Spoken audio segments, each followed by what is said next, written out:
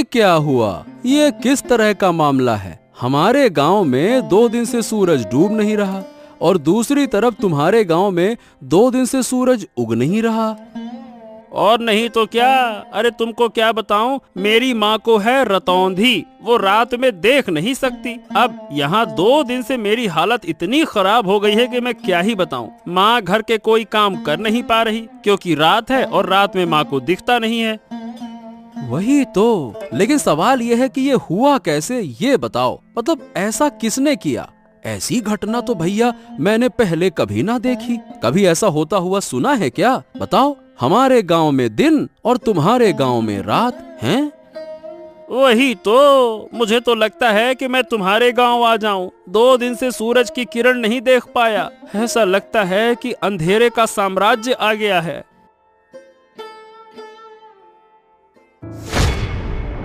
अरे अरे अरे अरे, ये क्या हुआ? ए भैया, तू ऐसे गिर काहे पड़ा? हरेंद्र, क्या हो गया तुझको?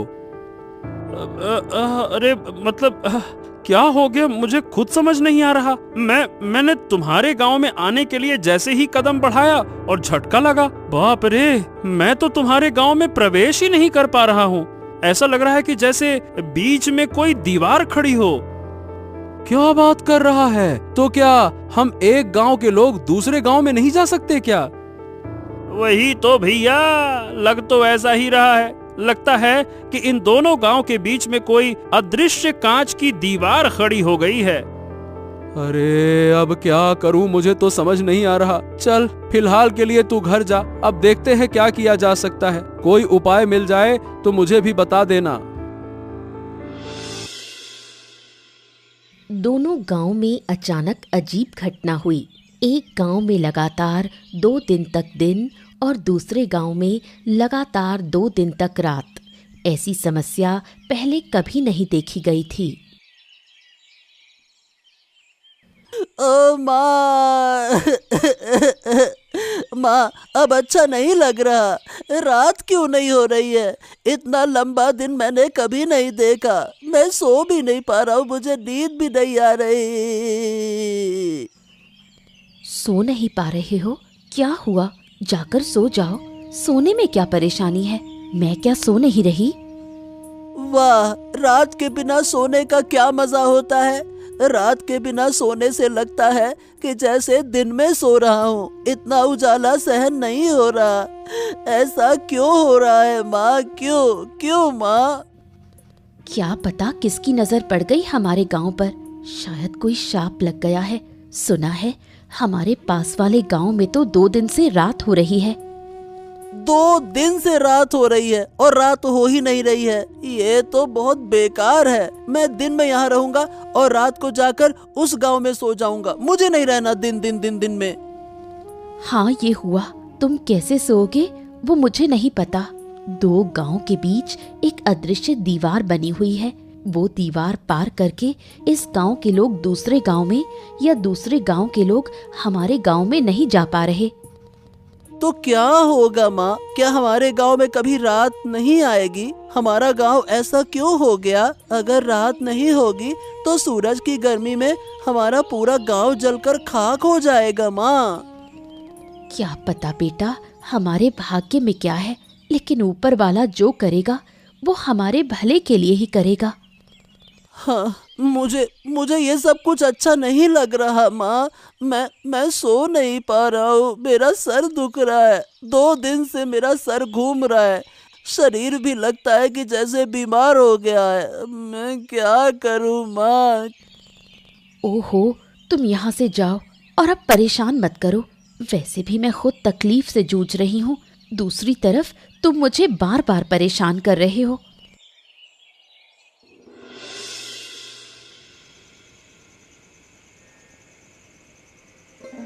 रात के गांव में हरेंद्र की माँ शांता बूढ़ी रहती है, जिसे रात को दिखाई नहीं देता।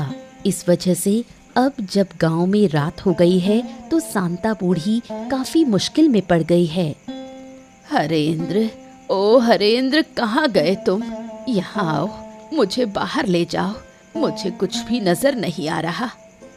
अरे बस बस बस बस, आ गया माँ, आ गया। और कितना पुकारोगी? अरे तुम्हारी तकलीफों ने मुझे बेहाल कर दिया है। 2 दिन से तुम मुझे एक पल भी शांति से बैठने नहीं दे रही हो। हरेंद्र हरेंद्र हरेंद्र, कहाँ है, जल्दी आ जल्दी आ। अरे मुझे भी तो बैठने दो।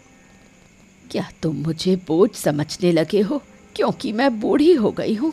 जब मैं स्वस्थ थी तब तुमने मुझे पाल पोस कर बड़ा किया, अब तुम मुझे बोझ समझने लगे।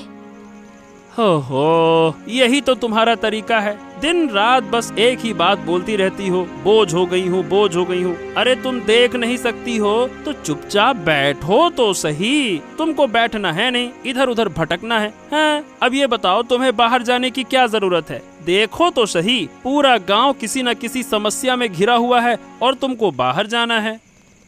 क्या तुम्हें अकेले को समस्या है, गांव के और लोग नहीं? तुम्हें क्यों इतनी तकलीफ हो रही है? ऐसा है अम्मा कि मेरी तरह किसी के पास ये रतौंधी वाली माँ नहीं है जिसे लेकर वो परेशान हो। नहीं तो कोई काम तुम्हारे लिए अब नहीं है। घर के सारे काम मुझे करने पड़ते हैं और तुम्हारी देखभाल भी तो मुझे ही करनी पड़ती है।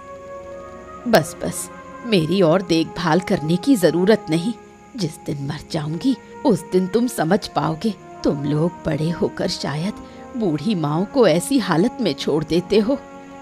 ओहो, बस बस बस बस बस, अब ऐसी बातें मत करो। चलो बताओ कहाँ जाना चाहती हो, मैं तुम्हें लेकर चलता हूँ। फिर खाना भी बनाना है, तुम्हें खाना देना होगा, फिर बर्तन साफ करने हैं, तुम्हारा बिस्तर लगाना है, बहुत सारा काम है। चलो जल्दी बताओ कहाँ जाना है। दूसरी ओर दिन और रात वाले दोनों गांव के बीच ही एक बुढ़िया का घर है। बुढ़िया और साधु के बीच काफी बातचीत है। क्या काम किया आपने? आपका तो जवाब ही नहीं। मुझे तो विश्वास ही नहीं था कि आप ऐसा बड़ा काम कर पाएंगे। मैंने पहले कहा था कि मेरी शक्ति पर संदेह मत करना। मेरी शक्ति के बारे में किसी को अंदाजा भी नहीं है। पहले जितना संदेह था अब वो भी खत्म। एक गांव में लगातार दिन और दूसरे गांव में लगातार रात कर देना बड़े बड़े साधु भी ऐसा नहीं कर पाते। तो बताइए, क्या आप खुश हैं? अगर खुश हैं तो अब मेरी फीस मुझे दे दीजिए। मैंने यूं ही रिस्क लेकर ये बड़ा काम नहीं किया। अरे, आपके पैसों को लेकर मैं भाग थोड़ी ना जाऊंगी। मुझे तो बहुत मजा आ रहा है। दोनों गांव के लोग कैसे बेहाल हो गए हैं। मैं आपको जरूर पैसे दूंगी, साथ में इनाम भी दूंगी। आपने मुझे खुश कर दिया। फिर और क्या कहना है? किस्मत अच्छी रही कि आप मिली, तभी तो मुझे ऐसा काम करने का अवसर मिला, वरना यूं ही किसी काम से लाभ नहीं होता। ये सब मैंने सोचा था। मैं चाहती थी इन दोनों गांव को सबक सिखाऊं। अब आपके जरिए मैंने अच्छे से सबक सिखा दिया। अब देखिए धीरे धीरे क्या होगा। दोनों गांव तबाह हो जाएंगे। दिन के बिना रात नहीं बन सकती।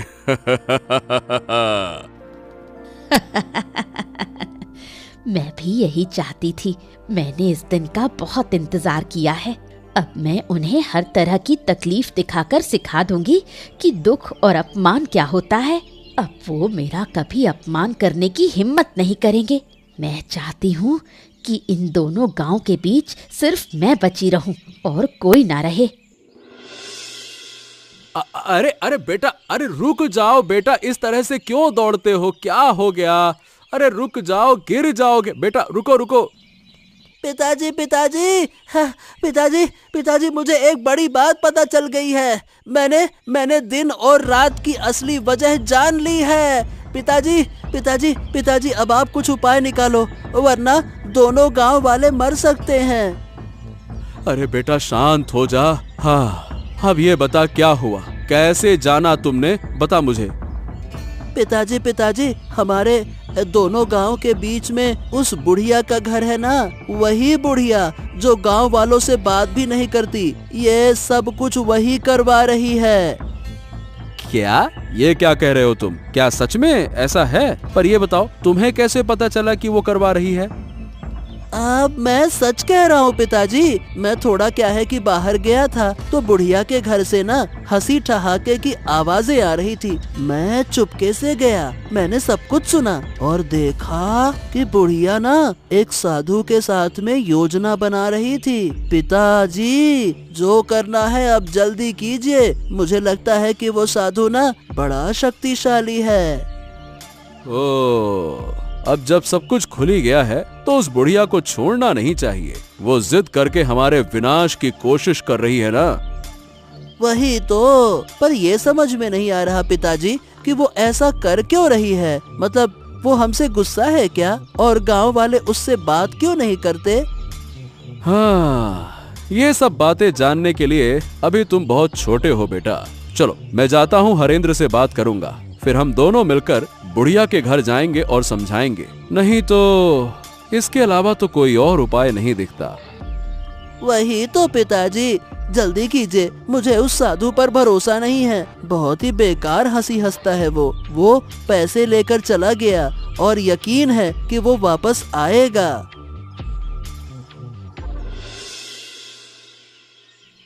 कैलाश और हरेंद्र जब बुढ़िया से सच्चाई पूछते हैं तो बुढ़िया सीधे इनकार कर देती है। वो किसी भी तरह ये मानने को तैयार नहीं कि उसका इसमें किसी भी तरह का रोल है। ओ सुनो बुढ़िया, हमने तुम्हारे साथ कुछ नहीं किया और जिन लोगों ने ये किया अब वो जिंदा नहीं है। फिर भी तुम हमसे क्यों नाराज हो, मुझे समझ में नहीं आता। नाराज ना रहूं तो क्या करूं? तुम लोग मेरे किसी काम के नहीं। मैं यहाँ अकेली हूँ, मुझे कितनी मदद चाहिए तुम्हें इस बात का अंदाजा भी है। मेरे साथ दो शब्द बोलने वाला भी कोई नहीं। ऐसा है कि लोग तुमसे बात इसलिए नहीं करते क्योंकि तुम गुस्सैल हो, तुम्हें गुस्सा बहुत आता है। गांव वाले तुमसे डरते हैं, इसीलिए कोई तुम्हारे पास नहीं आता। पर इसका मतलब ये नहीं है कि तुम हमारे गांव को नुकसान पहुंचाओ।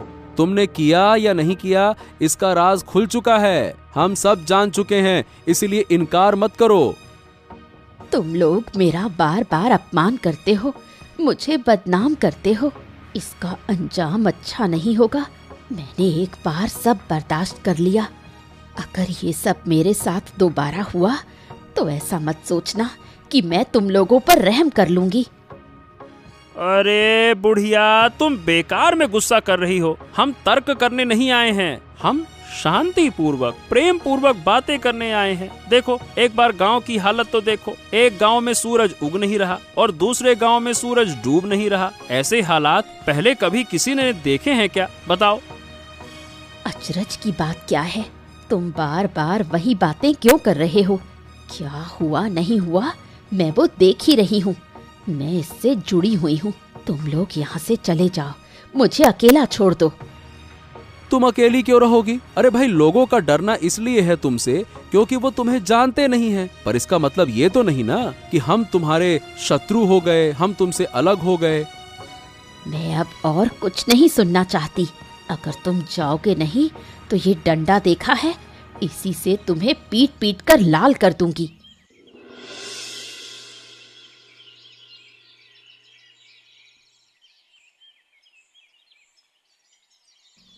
क्या तुम सच में उस बूढ़ी के पास गए थे? रिशान ने मुझे बताया।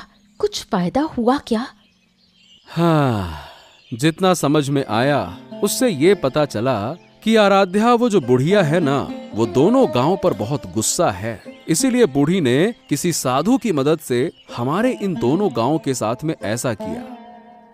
तो क्या इन दोनों गांव को फिर पहले जैसा करना संभव नहीं? ऐसा लगता तो नहीं है। मैंने और हरेंद्र ने मिलकर बूढ़ी को वैसे तो बहुत समझाने की कोशिश की, पर सही बताऊं बूढ़ी सुनना ही नहीं चाहती है। वो किसी भी तरह से हमारी बात समझना ही नहीं चाहती है। सच में मुझे तो डर लग रहा है। अगर ऐसे ही चलता रहा तो गांव में कोई नहीं बचेगा। धीरे धीरे सब कुछ नष्ट हो जाएगा। तुम सब लोग चिंता मत करो, देखना मैं सब ठीक कर दूंगा। वाह वाह वाह वाह वाह, सुन रही हो इसकी बातें? हम यहाँ इसके पिताजी कुछ कर नहीं पा रहे, उन्होंने हमें लाठी से खदेड़ दिया, अब ये जाकर ठीक करेंगे। क्यों महाशय? तुमने भी ना इस लड़के की बात मान ली है। इसे इन चीजों की क्या समझ? उसने जो कहा वही बहुत है। अरे माँ, मैं यूं ही नहीं कह रहा, मैं सच कह रहा हूँ। मैं सब कुछ ठीक कर दूंगा, तुम लोग देख लेना। उस साधु को मैं जानता हूँ, अगर मैं उसे एक बार पकड़ लूंगा तो उसे नष्ट कर दूंगा। बहुत मारूंगा मैं उसे गुच्छे बना के। अच्छा अच्छा अच्छा अच्छा, समझ गया। लेकिन हाँ, फिर कोई शरारत करने से पहले जरा सोच समझ कर। वैसे भी हमारी मुश्किलों का अंत नहीं है। अब आगे क्या होगा समझ नहीं आता। कहीं तुम्हारी हरकतों से वो बुढ़िया और गुस्सा ना हो जाए। नहीं पिताजी, मैं शरारत परारत नहीं करता। अब मैं बड़ा हो गया हूँ। पर हाँ, आप चिंता मत कीजिए, अब आगे जो होगा अच्छा ही होगा, देख लेना।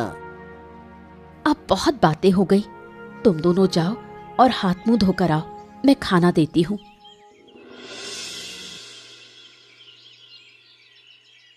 अरे साधु बाबा, आइए आइए बैठिए। मैं तो आपका ही इंतजार कर रही थी। कितनी बातें हुई, आपको तो कुछ पता ही नहीं। क्या बात है? फिर क्या हुआ? कोई नई कहानी हुई क्या? गांव वालों को सब पता चल गया है कि ये मैंने ही किया है, पर मैंने इनकार कर दिया। सब मेरे पास आए थे, मैंने उन्हें भगा दिया। उनका इस विपत्ति में पड़ा हुआ चेहरा देखकर मुझे कितनी खुशी हुई। ठीक है, तुमने इनकार किया, ये अच्छी बात है। लेकिन पर जब लोग शक करते हैं तो बिना कुछ जाने, बिना किसी वजह के शक नहीं करते। कुल मिला के बात ये है कि किसी तरह से कोई हमारी बातें सुनकर गया है। कौन सुनेगा? मेरे घर के आसपास कोई नहीं आना चाहता। वो मुझे डायन कहते हैं, बोलते हैं मैं काला जादू करती हूँ। धीरे धीरे तुम्हारे मन का सारा दुख दर्द मिट जाएगा, है ना? अरे ये मेरा कमंडल कहाँ गया? अभी तो यहीं रखा था। ओहो, मेरे कमंडल में विशेष जल है, कहाँ चला गया? अरे कहाँ गया? मुझे ढूंढना होगा। अरे ए लड़के, मेरा कमंडल दे दे। मैं कह रहा हूँ मेरा कमंडल दे दे। तेरी इतनी हिम्मत कि मेरा कमंडल तू चुराए? मैं तुझे छोड़ूंगा नहीं। उसे पकड़ो, उसे रोक लो, वरना बड़ा नुकसान होगा। हमने जो झूठ बोला है वो पकड़ में आ जाएगा। उसे पकड़ना ही होगा। मेरा कमंडल उसके पास है और उस कमंडल में विशेष जल है। उसी जल से मैं फिर से इस गांव का रात और दूसरे गांव का दिन दूर कर दूंगा। चिंता मत करो। अब क्या होगा? सब कुछ तो फिर से पहले जैसा हो गया। उस बच्चे से कमंडल ले आऊंगा और फिर इन गांवों का दिन रात बदल दूंगा। तुम चिंता मत करो। हाँ।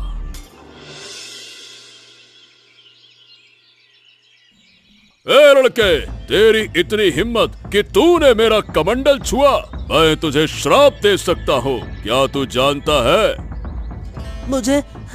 मुझे किसी चीज का डर नहीं है। मैंने इन दोनों गांवों को फिर से पहले जैसा कर दिया है। इन दोनों गांवों की दुख चिंता दूर कर दी है मैंने। अरे मूर्ख बच्चे, तू इतना छोटा सा लड़का, पिद्दी सा, तू क्या समस्या दूर कर पाएगा? चल ला, मेरा कमंडल मुझे दे दे। उस कमंडल के पानी से मैं फिर से इस गांव की रात और दूसरे गांव का दिन, ये जो समस्या है इसे दूर कर दूंगा। ला। मैं कभी ऐसा होने नहीं दूंगा। मैं इस कमंडल का पानी फेंक दूंगा, फिर देखता हूँ कि तुम दोबारा से एक गांव में रात और दूसरे गांव में दिन कैसे कर पाते हो। ए लड़के, मुझसे चालाकी मत कर, वरना इसका बहुत बुरा परिणाम भुगतना होगा। बच्चे, बिल्कुल बच्चे जैसे रह, ज्यादा बड़ेपन का ढोंग मत कर, समझा? फिर आप लोग इन दोनों गांवों को इतना नुकसान क्यों पहुंचा रहे हो? आप एक साधु बाबा हो, आप एक साधु महाराज हो, आपको तो गांव वालों की मदद करनी चाहिए ना? बेशक मैं मदद कर रहा हूँ। मैं बूढ़ी की मदद कर रहा हूँ, उसके दुख तकलीफ दूर कर रहा हूँ। ये तुम्हारी समस्या नहीं है और तुम्हारी समझ के बाहर की चीज है। चलो अब लाओ, मेरा कमंडल मुझे वापस करो। नहीं नहीं नहीं नहीं नहीं, मैं नहीं देने वाला। मैंने कह दिया ना, नहीं दूंगा, नहीं दूंगा तो नहीं दूंगा। किसी भी सूरत में तुम्हें ये कमंडल नहीं मिलेगा। ओह, ठीक है, तो अब तू दंड भुगतने के लिए तैयार हो जा, शरारती बच्चे। अरे छोड़ दो मुझे, छोड़ दो, मैं कह रहा हूँ छोड़ दो। अगर मेरे पिता को पता चला तो वो आपको गांव से निकाल देंगे और आप फिर कभी इस गांव में नहीं आ पाएंगे। छोड़ दो मुझे, छोड़ दो। जब पहले मैं तुझे बोल रहा था तो तू तो नौटंकी कर रहा था, अब तू बच कर दिखा। जब अच्छे से बोला था तब तो माना नहीं, तुझे मैं जरूर खत्म कर दूंगा। मेरे साथ शरारत करने आया था ना तू? चल। रिशान को न पाकर कैलाश का परिवार पगला सा हो जाता है। लोग समझते हैं कि इस अनहोनी के पीछे जरूर बुढ़िया का ही हाथ है। बूढ़ी माँ, बूढ़ी माँ, बूढ़ी माँ, हमें बचाओ, हमारी मदद करो बूढ़ी माँ, हम तुमसे हाथ जोड़कर विनती कर रहे हैं बूढ़ी माँ। क्या हुआ? फिर कोई अनहोनी हो गई? मैं किसी की मदद नहीं कर सकती, मैं मदद करने वाली नहीं हूँ। तुम लोग तो मुझे डायन कहते हो, बोलते हो मैं काला जादू करती हूँ। मैं काला जादू करती हूँ, मैं किसी की मदद क्यों करूँ? हमारी मदद करो, दया करो बूढ़ी माँ, दया करो। हमें अपना बेटा नहीं मिल रहा, कहाँ गया हम कुछ नहीं जानते। आप खोज कर बताइए, मुझे पता है कि आप जानती हैं। अब बहुत दुख हुआ ना, पर उस दिन जब मैंने गांव वालों के पास जाकर अपने बच्चे के लिए मदद मांगी थी तो तुम लोग कहाँ थे? तब तुमने मेरी मदद नहीं की। क्यों? मैं गरीब हूँ इसलिए? क्या आप ऐसा क्यों कह रही हैं? मैं सही कह रही हूँ, मेरा बच्चा बीमार था, मैंने सबके पास मदद मांगी, किसी ने मेरी मदद नहीं की, सबने मुझे अपमान करके भगा दिया। आखिर मेरा बच्चा मर गया, क्या मैंने कम दुख पाया? अब वो तो हमें कुछ भी नहीं पता था। आप हमें इतनी बेकार नजरों से क्यों देखती हैं? कृपया करके बताइए ना, मेरा बेटा कहाँ है? मैं अपने बच्चे के बिना नहीं जी पाऊंगा, नहीं जी पाऊंगा। जीऊंगी, जरूर जीऊंगी, तुम लोग सब जियोगे, पर अंदर तक तीव्र पीड़ा के साथ जियोगे, जैसे कि मैं इतने समय से जी रही हूँ, अपने बच्चे की यादों को थामे हुए। अरे कैसी इंसान है आप! एक छोटा बच्चा मेरा नहीं मिल रहा, कोई अनहोनी हो गई तो क्या आप थोड़ी सहानुभूति नहीं दिखा सकती? हर समय दुश्मनी दुश्मनी दुश्मनी, क्यों क्यों? उन बातों की मुझे परवाह नहीं, जो तुम्हारे भाग्य में लिखा है वही होगा। मैं किसी की मदद नहीं कर सकती, बिल्कुल नहीं कर सकती। तुम लोग यहाँ से चले जाओ। दोनों गांव की समस्या खत्म करने के लिए बेचारे रिशान को अपनी जान की आहुति देनी पड़ी। साधु ने रिशान की हत्या कर उसकी लाश 2 गांव के बीच में फेंक दी। ये मेरे साथ क्या अनर्थ हो गया? मेरा बच्चा, मेरा लाल, जरूर ये उन्हीं लोगों का काम है। उठ जा रे बेटे, उठ जा बेटे, मेरे बच्चे। हाय हाय, अब मेरा क्या होगा? मेरा गोद का लाल, मेरा नन्हा सा मानिक चला गया, मुझे छोड़कर चला गया। रिशान, तू मुझे छोड़कर कैसे जा सकता है बेटा? बोल बेटा बोल, अब मैं तुझे कभी नहीं डांटूंगा, कभी नहीं। जो कहेगा वही होगा, बस एक बार बोल तो सही बेटा। जिन लोगों ने मेरी गोद से मेरा बच्चा छीन लिया, ऊपर वाला उनका न्याय करेगा। मैं किसी को नहीं छोड़ूंगी, किसी को नहीं बख्शूंगी। शांत हो जाओ आराध्या, इसका बदला मैं जरूर लूंगा। मैं किसी को छोड़ूंगा नहीं। मेरे छोटे से बच्चे पर जरा सा भी तरस नहीं आया उन्हें। उसने ऐसा क्या किया था जो उसे इतनी बड़ी सजा मिली? मैं छोड़ूंगा नहीं। वो तो छोटा था, उसे क्या पता इन सब बातों का। उन्होंने ये सब कैसे कर दिया?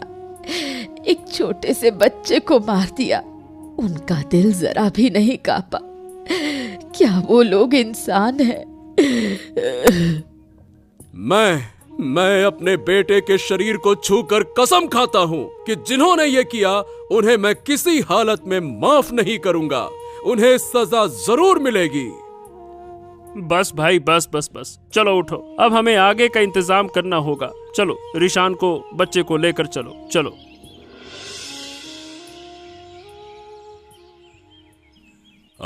क्या बूढ़ी, अब तो तुम खुश हो ना?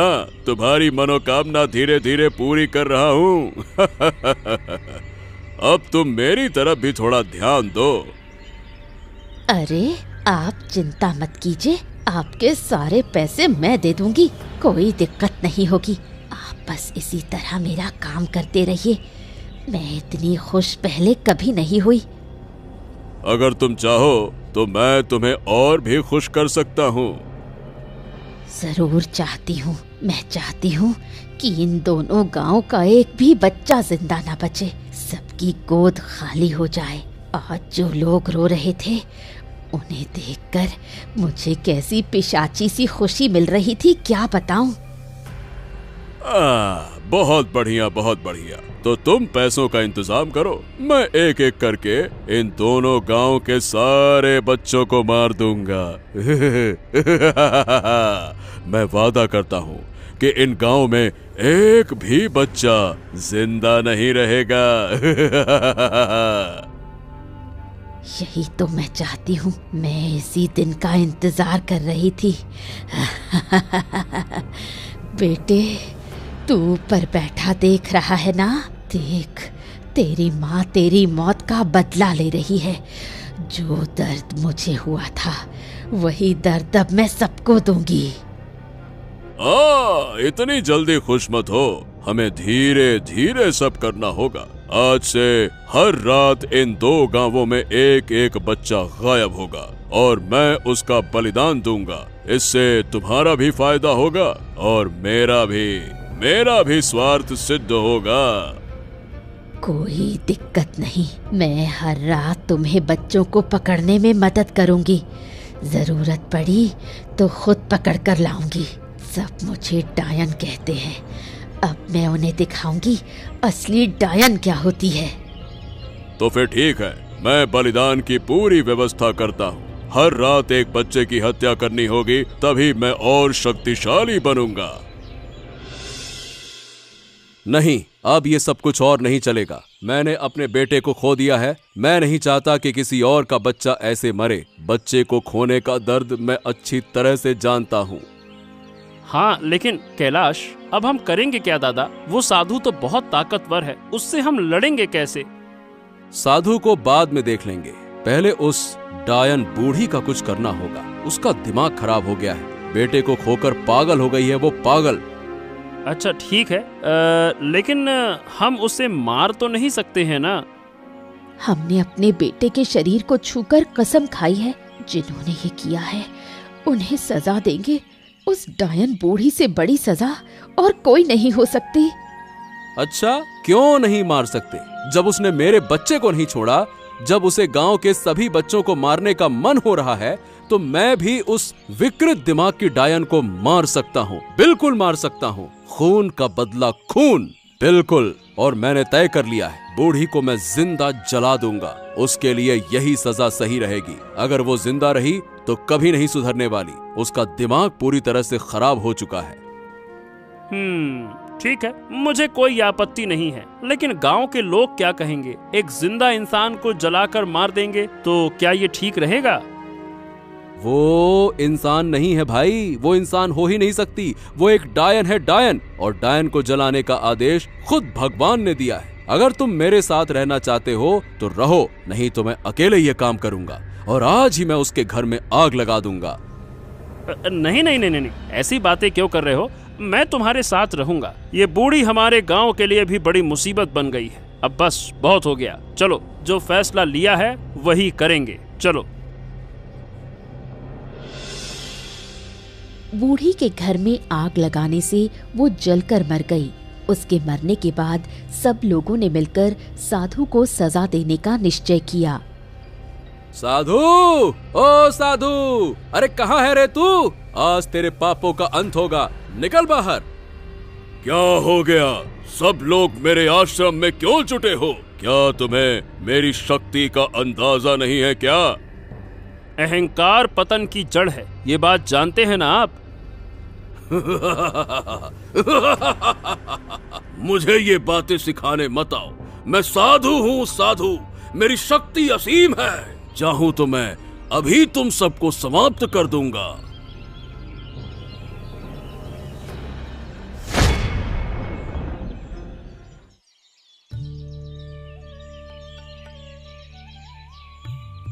हाँ, आखिरकार हमारे गांव से बुरी नजर हट गई। अब हमारे गांव पर फिर कोई विपत्ति नहीं आएगी। अगर फिर कभी कुछ हुआ तो हम सब मिलकर उसका सामना करेंगे।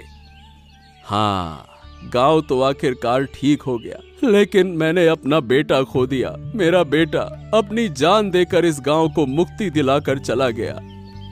चिंता मत करो कैलाश, जब तक इस गांव के लोग जिएंगे तुम्हारे बेटे को सब याद रखेंगे, सब तुम्हारे बेटे का सम्मान करेंगे।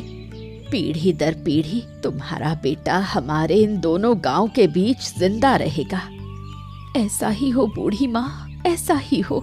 लेकिन अब से हमें ये भी ध्यान रखना होगा कि बूढ़ी के बेटे जैसा कोई और बच्चा किसी बीमारी में आकर मदद ना पाकर मर ना जाए, वरना हर घर में ऐसी डायनें पैदा हो जाएंगी।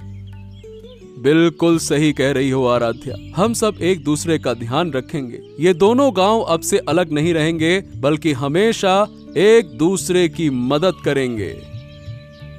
ऐसा ही हो, और मैं अनुरोध करूंगी कि मेरे बेटे के लिए सब लोग प्रार्थना करें, सब मेरे बेटे को याद रखें, सुख शांति से रहें। ऐसे ही मजेदार किस्से देखने के लिए हमारे चैनल को सब्सक्राइब करना ना भूलें।